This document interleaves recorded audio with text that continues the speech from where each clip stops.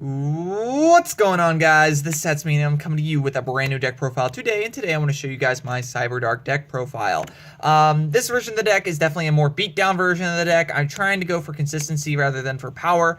Overall, I just prefer this build just a little bit more. Yes, it might have trouble getting over things, but I think Cyberdarkness Dragon, while extremely powerful, it is a decent card in itself. And you can get up to 7,000 attack, which is nutty. But overall, I think that it requires a lot of setup, and this is just, I think, a better build of the deck. And you can still do some really weird things without Cyberdarkness Dragon in your extra deck. So, let's get into the deck profile. First, we are playing 3 Cyberdark Edge. This is the best OG Cyberdark monster that you have. It allows you to attack directly for half damage, being able to deal 1,200 damage direct, or if you have a limit removal, whatever the hell it's called, live, it does 2,400 straight, which is pretty big. So yeah, so I like Edge a lot. That's why we're playing 3. Next, we're playing 2 Keel and 2 Horn. Horn does piercing, Keel does like an extra 300 damage. They're not as good as Edge, but you still need the OG Cyberdarks in your deck, just because they are essentially the playmakers. They become 2,400 beat sticks, and if you have Impact on the field, or not Impact, Inferno on the field, then they become mini towers, so that's pretty cool. 3 Cyberdark Cannon. This is your searcher for the monsters, for the Cyberdark monsters, these guys. Basically, you ditch this to the graveyard, you add a Cyberdark monster from your deck to your hand. It has to be a machine. You can't add Claw, which is unfortunate. I wish you could add Claw. But it helps you set up very, very easily. You have one of these in hand, you automatically have a 2,400 beater on the field, which is really, really nice. Next, we're playing 3 Cyberdark Claw. I think 3 is necessary. It allows you to put stuff in your graveyard like Natis, and being able to do that is pretty good. Also, it searches out Inferno, which is a really good card in this deck. Next, for the tuners, we're playing 1 Dragon Buster Destruction Sword and 1 Black Salvo. I felt like these were the ideal ones, just overall. There is the Dragoonity one. I didn't really feel like that was a good extender, just overall, or at least just being able to overall make plays anyway. Black Salvo is definitely a late game card after it's a recovery card. If you have a card in the graveyard, it allows you to make plays. I just think it's just rather good later in the game. You don't want to see it early, which is why we're playing 1. And we're playing 1 Dragon Buster just because of the fact that you can ditch to the graveyard with Dragon Ravine, which is really, really good. And you can make Trishula with it. Or, what's it called? Crystal Wing. And I'll show you guys how to do that at the end. Next, we are playing an Artifact Engine. We're playing 1 Artifact Moral Talk and 2 Scythe. I did say that this was a beatdown version of the deck. However, because of the fact that you have a lack of power and a lack of stopping power on your opponent outside of your own turn, you kind of need these in order to stop your opponent on their turn. Scythe is a great card. Moral Talk is a great card. I think that Scythe, like, just overall, it's just good. And it's a 2,200 beat stick, worst case scenario. So, yep. Finally, 1 Max C, best hand trap. Next, we play 3 Cyberdark Inferno. It's the field spell. I think it's just really, really good. Being able to turn your stuff into mini towers is really strong. Sometimes it can get a little cloggy at 3, but I think 3 is a good ratio. Every once in a while, though, I think 2 might be good as well. But currently going with 3. It's working for me at the moment. Next, we're playing 1 Instant Fusion. You can search it out with Inferno if Inferno is destroyed by your opponent's card. It's not really that necessary or integral to the deck, but it can get you some good stuff. Next, all of our monsters except for Max C are dark, so we're playing 3 Allure of Darkness. Increases the consistency of the deck, so yeah, why not? Speaking of increasing consistency, 3 Potted Desires. It's a very slow deck, so 3 Potted Desires I think is necessary. We're playing 2 Dragon Ravine, being able to dump the Buster Sword or any of your Cyberdark Dragons just for setup in general. If you draw into this and multiple of your Cyberdark Machine monsters, then you kind of need this in order to at least get a 2,400 body on board.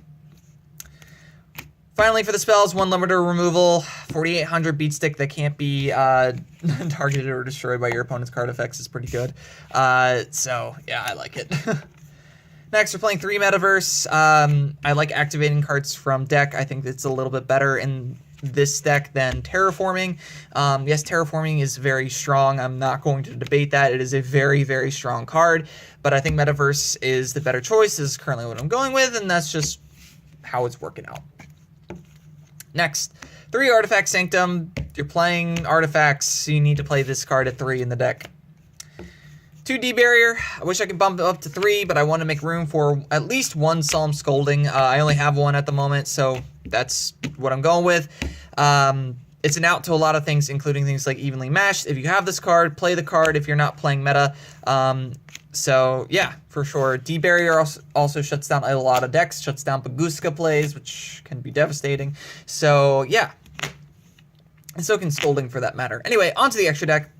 Playing 2 Natis. It works really, really well with Horn. If you don't recall how Horn works, when it's attached to a Cyberdark monster, and the monster, I think it's either destroys a monster by battle, or at least does damage, you get to send a card from your extra deck to the graveyard. When Natis is sent to the graveyard, you get to pop a card on the field. So, Natis is just really strong.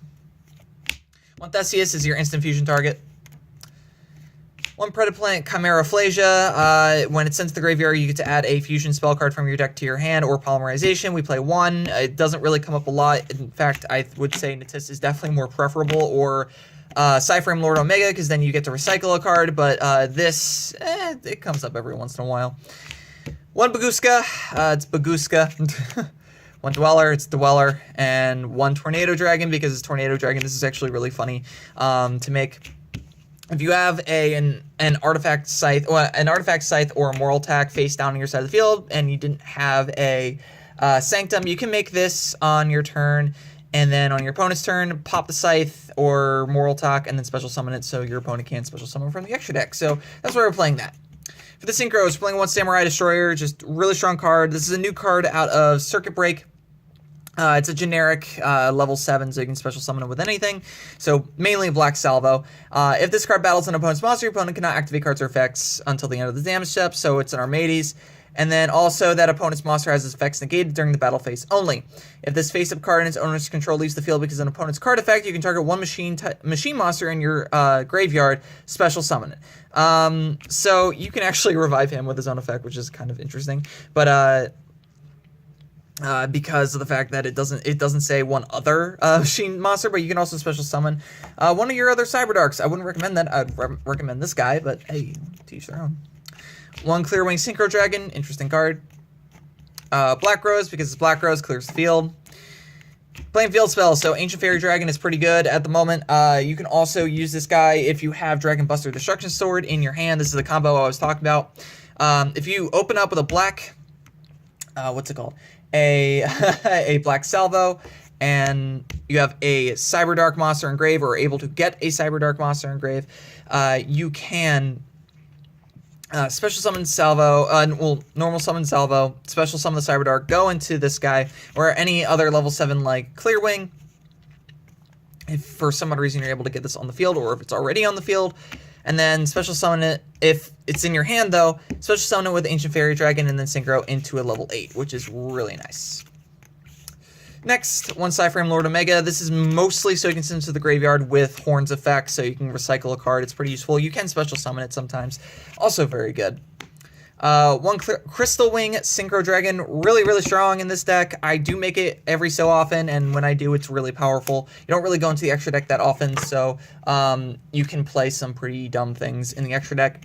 1 Trishula, again, you can make this using Dragon Buster. If you have 2 machine Cyberdarks on the field, and then you can send this with Dragon Ravine.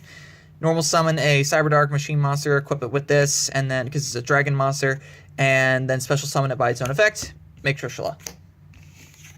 Finally, we're playing Vermilion Tech Dragon. You can summon it in the same way that I just described before, or you can summon it using Theseus and Instant Fusion. So with that, guys, thank you guys for watching this deck profile. Don't forget to like, comment, and subscribe, and as always, guys, have a nice day.